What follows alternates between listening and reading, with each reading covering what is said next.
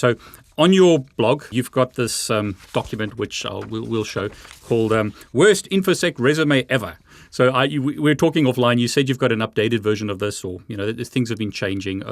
This 2023, so this might be a little bit out of date. But can you sort of walk us through what is a really bad idea and what is a good idea? Because I have a Yahoo email address, and I believe that's an example of something I shouldn't use. It is, yeah. So you can go check that out on my blog. It's tisiphany.net, and it's just me taking a little spicy take on how to do a better resume. I've done this in a lot of formats. So I speak about it. I've got YouTube videos out there. I have blogs about it. But then I made this little post that is a terrible resume for InfoSec. And it doesn't mean that the person's a bad candidate. It's just a bunch of like red flags that are really bad for getting through filtering. Because when you're thinking about resumes, it's not just about a person reading your resume or your CV. They're getting scanned by computers now. So there's some ML involved, some string searching, keyword matching that's going on before a human being ever sees your resume. And then you're also dealing with human biases from the HR side and from the hiring manager side. So I tried to talk about some of the major things that are big problems that I see over and over again. So some of them are in the United States with resumes, which are completely different from CVs abroad in various countries. We'll focus on resumes. Sorry to interrupt. Just to clarify for your audience, especially international folks, very different thing. In the United States, you should never have a photo on your resume because we've got a lot of protections for various classes of people in the United States. And even beyond those protections for various classes of people, any ethical, decent hiring manager is also going to want to be going in blind and not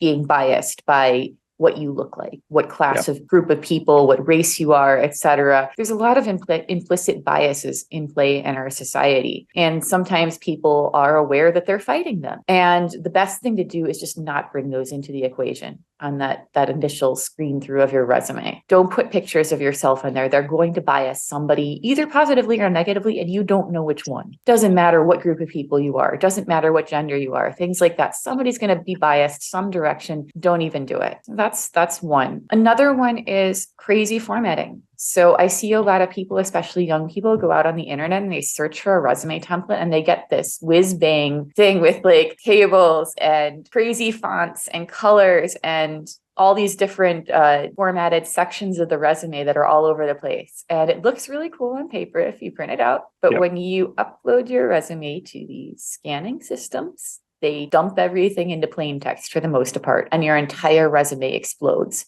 And it's no longer legible or readable. It's okay to have that for your printed paper resume, but you had better have a plain text, simple version, simple markup version, whatever, of your resume that could be converted into various formats like text without exploding. So that's another one that I see a lot. Another one that I bring up in that blog post that I've talked about a few times is your email address. And that's what David was just talking about. Talking about implicit biases that resume reviewers have. There's different biases in our society about various email domains and email providers. So you don't really want to be a techie person. And this doesn't mean that it's right or wrong or whatever. It's just something that exists. So when I'm talking about these biases, it doesn't make them right, but we're playing a game here. We're trying to get a job. When you're a techie person applying for a job, if you have something that's seen as non-technical as your email domain, so an AOL or a Yahoo Mail, that's going to bias in a lot of cases, the technical people who are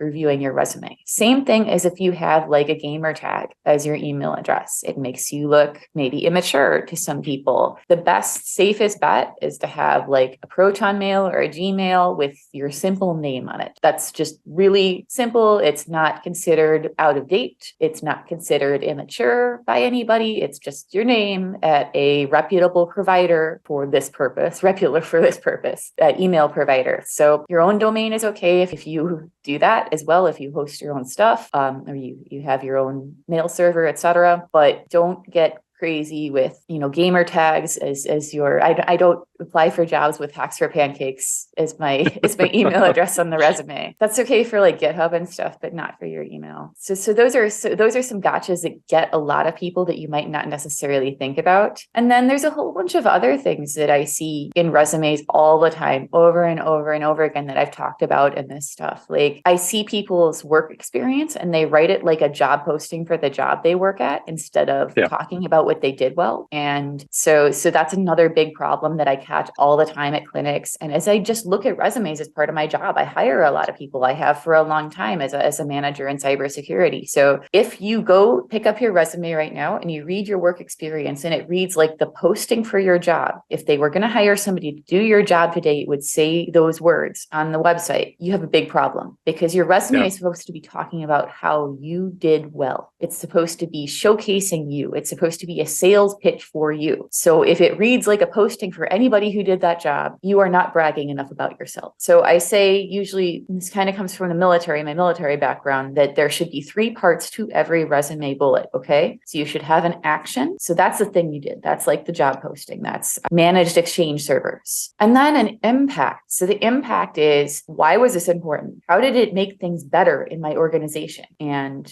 impacted people's ability to conduct sales or whatever? And then quantification. So a number. There should be numbers in these bullets. So for 5,000 users, how many tickets did you close? How much money did you save? All kinds of different figures can be there to show impact. If you can't come up with those 3 things for a bullet, it might not be worth putting on your resume, because you're not showing how you did well. I know it can be hard to pull up those numbers in retrospect, but it's worth the time to go through and think about whether you can have those 3 things in each bullet of your work experience. So that's just some high level stuff, some easy stuff that I cover in this blog and other material I put out there that's really, really important that a lot of people miss.